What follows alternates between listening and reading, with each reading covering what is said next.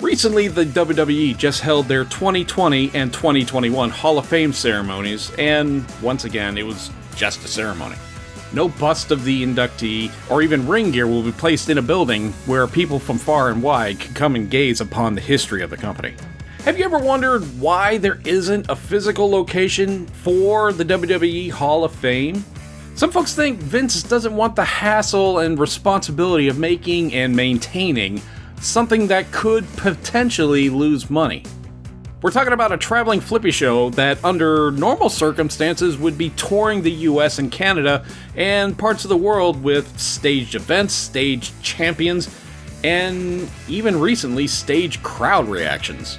But every year they honor past workers with a greatest ever ceremony, but no place for fans to admire that past outside of the internet. I'm Skipper Bob, and if you'll indulge me and do what most of us do when we watch pro wrestling and suspend that disbelief for a moment, I'll tell you how and where there could be a physical WWE Hall of Fame, and more importantly, how it could work. Back in 1999, the WWF wanted to expand into the themed restaurant business like Hard Rock Cafe and Planet Hollywood. They leased out the Paramount Theater in Times Square and gave what you could call a half-assed try. Go check out WrestleLlama's Whatever Happened to WWF New York video. They explain everything, including low attendance on non-pay-per-view nights, high rent costs, and food that was just meh. It was basically just a restaurant that tried to cater more to the average New Yorker and not a wrestling fan. And at the time, the center of New York City made sense since WWF was known as the New York Company. In the lingo known to wrestling insiders, WCW was referred to as Atlanta, Philly was ECW, and New York belonged to Vince and his gang. And that goes all the way back to the territorial days. Now called WWE, rumors of a physical Hall of Fame have been around forever? One spot that was on everyone's lips for a short time was the former location of the NBA City restaurant at Universal Orlando City Walk. The owners moved out close to WrestleMania 33, which was also in Orlando.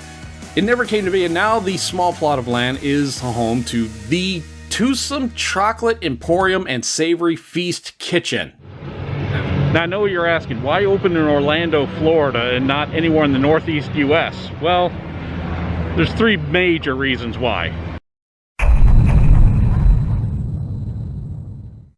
Orlando has had a long history with professional wrestling, with the NWA, WCW, and WWF holding shows and even pay-per-views here. The 1990 Royal Rumble, the 94 Bash at the Beach, and 3 WrestleManias, if you count WrestleMania 36 as a performance center during the shutdown. WCW used to record weekly shows at Disney's MGM Studios. This would include the famous Rey Mysterio lawn dart from Kevin Nash into the trailer. From 2004 to 2013, TNA, now Impact Wrestling, would hold month-long tapings at Universal Studios' empty soundstage 21. And I can see the wheels turning with some of you, so don't get ahead of me here.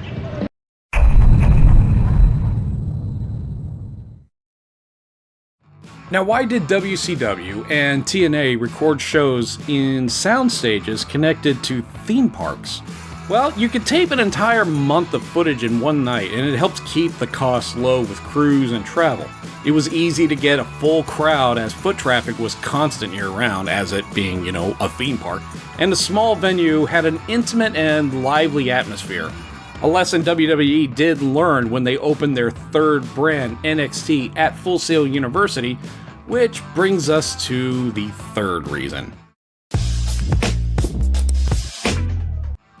WWE now has a deeper presence in Orlando with the aforementioned NXT, but also the head training facility, the Performance Center, and a large number of their performers live in the Central Florida, Tampa areas, since they would move to Orlando to work for NXT, and many of them just end up staying. Yeah, I don't even live here anymore. Yeah, I moved to sunny Orlando, Florida. So what does this have to do with a Hall of Fame? Well, to start, you remember that chocolate emporium from earlier? Let's start there, or more to the point, right next door at the Hard Rock Cafe and Live venue. Now, this would end up being the biggest hurdle to jump for this entire proposal, and yes, I'm suggesting Hard Rock move out of its current location. I know they may not be in a hurry to sell with Hard Rock stocks in a good recovery mode after everyone in the service industry eating a turd in 2020. But I feel that location is prime for a few reasons. Starting with its facade, it wouldn't need much of refurbishment, or probably even go harder on the Roman Colosseum look, because you know, wrestling and gladiators and such. Also currently, the Hard Rock Cafe is a dual location where it is half restaurant and the other is a 3,000 seat concert venue. With some renovation, it can easily become a 2-story museum. Knowing the current standing deals with Hard Rock and Universal, this does seem like a long shot, and it's possible that WWE has zero desire to return to a food service in any capacity ever again. Which is understandable because businesses that have had years of experience still struggle regardless of foot traffic involved. But we know of one recent deal that saw NBC Universal made with WWE to the tune of $1 billion. NBCU's streaming service Peacock now has the live broadcasting and video library rights to the WWE network in the United States. Plus, WWE has been a weekly staple at another NBCU-owned cable network, USA, for a good long while. We'll ignore the few years where they moved to TNN Network as they were welcomed back with open arms. So do you think Comcast is going to spend that crazy amount of money just for streaming rights? There has to be other ways that they can help promote the product they're financing and a cost-effective way to use the resources you already own. So if the Hard Rock location is a no-go, what's the other option? One just opened up, which we again don't have to go very far for. Back in February of this year, the Blue Man Group has been using Soundstage 18 right behind the Hard Rock Cafe for its nightly shows for the past 14 years. It's also the location formerly used by Nickelodeon Studios, and here's the selling point. That building in between stages 18 and 19 is the former control center for those old shows. If you've ever seen the Adam the Woo video where he sneaks backstage and captures footage of a number of different areas, you'd see there are offices, green rooms, lobbies, control rooms. By the way, don't ever trespass on a theme park property.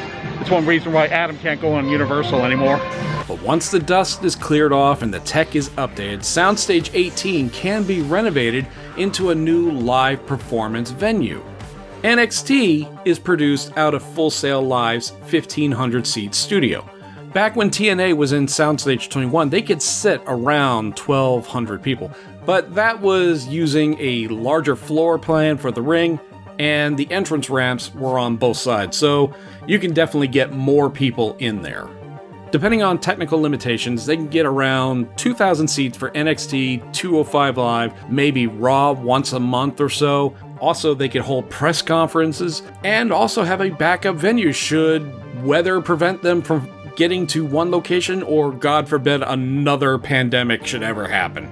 Special events could also be held there, such as a post-Raw SmackDown pay-per-view talk show, and maybe once-a-year events such as the Hall of Fame ceremony? So what about the hall itself? Well, right next door, as we mentioned, is Soundstage 19, one of several sound stages on property that get used for Halloween Horror Nights, storage, or it's where secret pagan cult parties go down. I don't know. I don't work there. Maybe never will after saying that. Instead of paying property taxes on a building not making money on its own, how about we put it to use and sell tickets? Wouldn't it be cool to walk around and see Kane's mask, Andre the Giant's statue, Ric Flair's robes, the history of all the belts used, ring gear, and other props used by the biggest names in pro wrestling? Set up a replica ring where fans can record their own promos to take home, hold signing sessions, and of course, the massive gift shop. So as you can see, there are some options here, some crazy and some not so outside the box.